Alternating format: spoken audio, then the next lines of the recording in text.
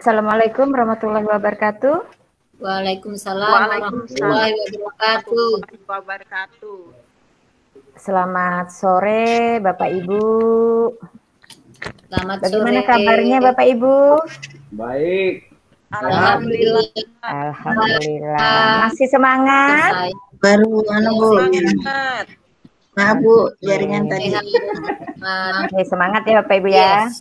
Oke. Semangat Bu, semangat. Baiklah, pada kesempatan ini saya akan menyampaikan materi penyusunan rencana pembelajaran, di mana Bapak Ibu sudah mendapatkan mulai dari bagaimana menyusun kurikulum dan sebagainya. Jadi ada hal-hal yang perlu dipersiapkan sebelum kita menyusun rencana pembelajaran. Sebelumnya saya akan menyapa dulu Bapak Ibu yang saya hormati, rekan-rekan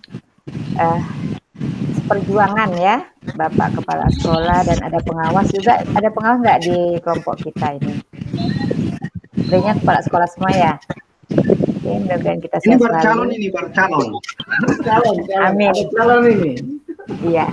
Baik Bapak Ibu, dalam kita menyusun rencana pembelajaran, jadi ada hal-hal yang memang harus kita persiapkan. Yang pertama, memang kita sudah harus menyesuaikan dengan kurikulum sekarang ini karena kita sekolah penggerak, jadi kurikulum yang kita sesuaikan untuk menyusun rencana pembelajaran ini adalah mengikuti kurikulum sekolah penggerak. Di mana kita ketahui kurikulum sekolah penggerak ini adalah kurikulum yang berorientasi berimpact kepada anak dan mengedepankan profil Pancasila. Oke Bapak Ibu, jadi ini saya langsung kenapa saya di situ menuliskan materi pelajaran bahasa Indonesia. Ini sebenarnya materi apa saja bisa, tapi supaya fokus kita bisa mengimplementasikan. Sekalian saya menjelaskan umum juga langsung ke fokusnya, supaya nanti Bapak Ibu diimplementasikan di kelasnya masing-masing itu lebih mudah. Nah, jadi di sini saya menyontohkan bahwa perangkat bahan ajar yang kita ambil hari ini adalah materi pelajaran bahasa Indonesia itu di fase B dan kelas 4.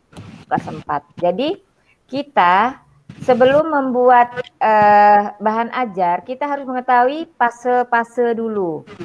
Nah, apa saja yang ditekankan atau yang akan dituntut atau dicapai pada fase-fase tersebut. Oke. Nah, kita ketahui bahwa karena kita ini sekarang merupakan sekolah penggerak dan memang kita berorientasi pada profil peserta didik Pancasila, di mana yang diharapkan itu memang harus profil Pancasila. Nah, di mana di dalamnya itu kan kita ketahui ada beriman dan bertawak kepada Tuhan Yang Maha Esa, berkebinekaan global, kreatif, gotong royong, mandiri, dan bernalar kritis. Nah, itu sudah dijelaskan per item pada pertemuan sebelumnya. Nah, sekarang kita tinggal mengimplementasikan di mana profil ini kita masukkan pada bahan ajar kita. Nah, seperti contoh yang tadi saya sampaikan bahwa kita memilih materi ajar bahasa Indonesia di kelas 4 pada fase B. Nah, di situ yang akan kita masukkan profil Pancasilanya yaitu mandiri dan bernalar kritis. Yaitu pada mandiri itu mengidentifikasi beberapa strategi dan cara belajar dengan bimbingan dari orang dewasa. Yang belajar bernalar kritis memproses informasi dan gagasan melalui pengelolaan informasi yang diperoleh serta mengorganisir dan memproses informasi tersebut. Nah, setelah kita merumuskan profil Pancasilanya, lalu kita membuat capaian pembelajarannya. Nah, capaian pembelajaran itu kita sesuaikan dengan fase tadi, yang dimana kita udah memilih fase B di kelas 4. Jadi fase B akhir ya Bapak Ibu ya. Kalau fase B awal itu kelas 3 dan kelas 3. Jadi di kelas 4 itu fase B akhir. Nah, di situ capaian pembelajaran yang pada materi kita ambil tadi bahasa Indonesia di fase B itu yang pertama capaian pembelajarannya menyimak. Nah, gimana peserta didik itu bagaimana dia menyimak. Setelah itu membaca dan memirsa. Jadi dia sambil membaca peserta didik itu mengemukakan informasinya melalui kalimat-kalimat yang berhubungan pada teks setelah yang menyimak. Nah, setelah dia menyimak lalu dia berbicara dan mempresentasikan dari hasil simakan, membaca dan memeriksa tadi dia lalu mempresentasikan. Itu capaiannya juga menulis. Nah, menulis ini siswa dapat menyimpulkan, menceritakan kembali dan sebagainya. Ini capaian yang akan ditentukan pada kita membuat bahan ajar. Nanti pada akhirnya kita bisa langsung ke terakhir nanti ke modul ajar. Sekarang kita masih capaian pembelajaran CP-nya. Oke, setelah kita menentukan capaian pembelajaran, kita tadi ini alurnya. Jadi yang capaian tadi alurnya peserta didik ngapain saja gitu. Pada alur capaian itu yang menyimak mereka ngapain. Nah, misalnya peserta didik dapat menyebutkan unsur-unsur instristik yang terdapat dalam sebuah teks fiksi. Karena kebetulan tadi materinya di kelas 4 itu tentang fiksi. Setelah itu baru kita membuat alur pembelajarannya. Nah, di sini kenapa dicantumkan ada 1, 2, 3, dan 4. Nah, di sini kita satu bahan ajar itu bisa beberapa kali pertemuan. Nah, disesuaikan dengan capaian yang kita buat. Capaiannya akan kita buat terus sesuai dengan fase. Nah, tadi jadi tujuan pembelajarannya itu disesuaikan dengan beberapa pertemuan itu kita sesuaikan dengan tujuan pembelajaran yang sudah kita buat tadi. Nah, di sini ada 4 pertemuan, tapi saya akan menyontohkan 1 pertemuan saja pada pertemuan awal. Nah, setelah kita menentukan tadi ini pertemuan awal, kita topiknya apa? Topik yang pertemuan pertama, topiknya memahami unsur instristik dalam karya sastra. Terus identitasnya tadi sudah kita katakan bahwa kelas 4. Ini durasi 4 kali pertemuan. Ini kalau keseluruhan, tapi nanti kita membuat untuk modul ajar itu kita bisa 1 pertemuan dulu supaya Bapak Ibu bisa bekerja pada saat kelompok pada saat pertemuan ini. Setelah identitas pengguna, kita melakukan referensi bahan ajar itu apa saja yang kita referensi. Bisa buku yang memang pegangan guru, bisa juga kita mengambil cerita-cerita fiksi atau bahan-bahan dari luar, dari YouTube dan sebagainya. Terus kita juga menentukan alat dan bahan apa saja yang kita persiapkan untuk menyampaikan materi ini. Metodenya apa, terus capaian awal pembelajarannya apa. Di situ kita ada, misalnya kita pada awal itu kita melakukan tes awal terlebih dahulu. Nah, setelah itu bahan ajarnya kita siapkan. Di mana tadi saya katakan bahan ajar itu silakan Bapak Ibu ambil boleh di mana saja. Itu yang penting sesuai dengan capaian ya, sesuai dengan capaian yang kita sampaikan di atas tadi. Setelah itu kita mulai buat pertemuan di mana pada kegiatan itu kita ketahui itu ada kegiatan inti, kegiatan pertemuan awal tadi ya, pertemuan awal itu pertemuan kegiatan inti dan penutup. Jadi kegiatan pembuka ini bisa kita membuat atau mengkondisikan siswa. Nah, selain itu kita mengajak berdoa, terus kita menyapa, melihat kehadiran, dan sebagainya. Setelah itu baru kita masuk pada kegiatan inti di mana proses pembelajaran dimulai. Nah, tentunya Bapak Ibu di sini pada saat kegiatan inti di sini yang berdominan itu harus siswa. Jadi kita bisa menggali unsur-unsur kemampuan dari siswa. Jadi kita berpihak kepada siswa. Jadi untuk interaksi itu siswa memang diutamakan dan dibuat pada kegiatan ini seenak mungkin, sebahagia mungkin anak-anak. Jangan sampai pada kegiatan ini anak-anak merasa tertekan, anak-anak merasa terbebani.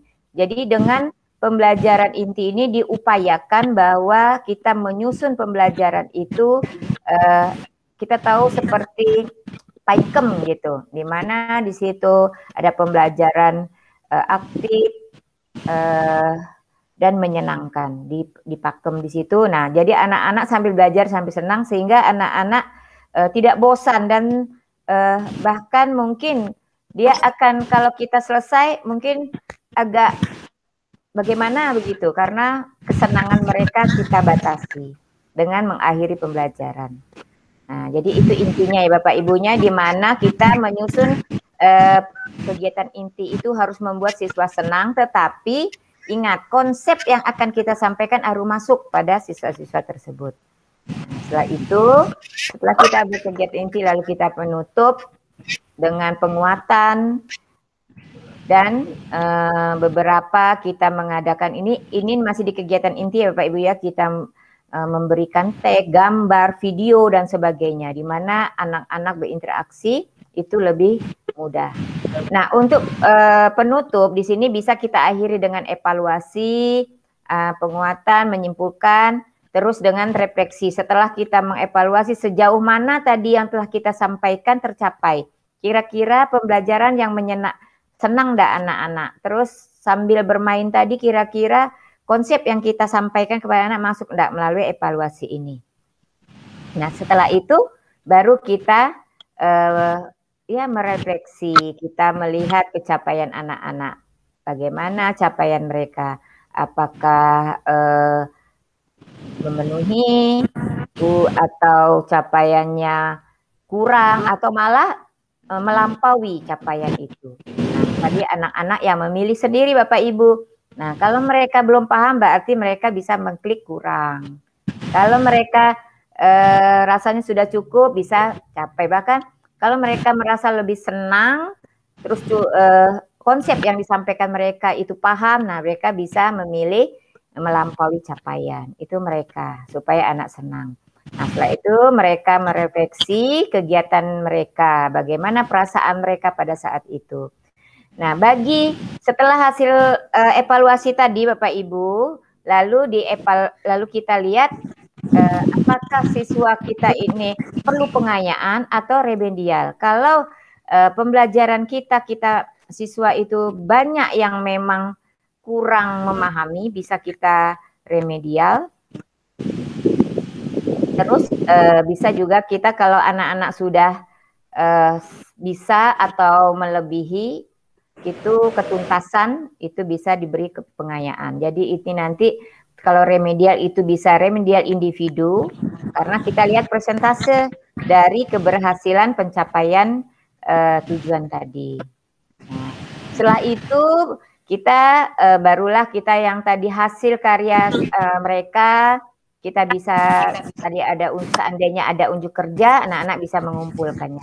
Dan ingat, jika ada unjuk kerja, itu kita harus menghargai kerja mereka. Misalnya kalau gambar bisa kita tempel atau kita beri rewardnya entah ucapan atau bintang dan sebagainya supaya anak-anak lebih semangat. Nah, ini daftar pustaka. Jadi itu saja untuk pembuatan bahan ajar. Nanti Bapak Ibu, saya akan menugaskan Bapak Ibu, nanti dipecah beberapa kelompok. Saya minta nanti setiap kelompok akan merancang bahan ajar ini seperti yang kita contohkan lagi. Tapi materinya bebas. Boleh kelas rendah, boleh kelas tinggi, atau mata pelajaran. Mata pelajaran yang di sini misalnya PJOK, kalau ada yang guru PJOK atau PAI atau agama.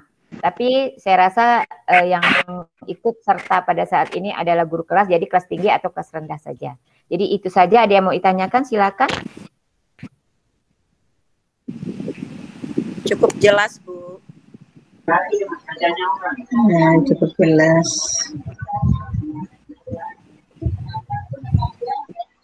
Jelas sudah. Oke. Jelas, Bu. Baiklah. Kalau ya itu Bu Suryani, oh enggak, saya pikir tadi angkat tangan Bu Suryani. Enggak, Bu. Cukup Iya. jelas. Sudah jelas, Bu. Oke. Jadi begini ya Bapak Ibu, karena tidak ditanyakan artinya Bapak Ibu sudah paham. Nah, saya tugaskan Bapak Ibu nanti saya akan melihat kerjaan Bapak Ibu apakah sudah sesuai dengan rambu-rambu yang diberikan tadi. Oke, Bapak Ibu, berarti saya akhiri. Tetap semangat ya Bapak Ibu. Oke, saya akhiri. Assalamualaikum warahmatullahi wabarakatuh. Selamat sore, semangat. Warahmatullahi wabarakatuh. Sore. Wabarakatuh. Semangat.